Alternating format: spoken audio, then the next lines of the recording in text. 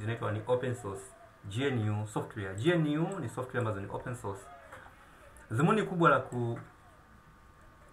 kufundisha sasa masomo haya hapa YouTube, ambapo tuta-upload video series, dhumuni kubwa ni kuweza ku-align business processes, kutumia information technology kusupport business process, yani kutumia miundombinu ya information technology, mifumo ya habari, softwares, telecommunication networks, pamoja na mifumo mingine ya ICT.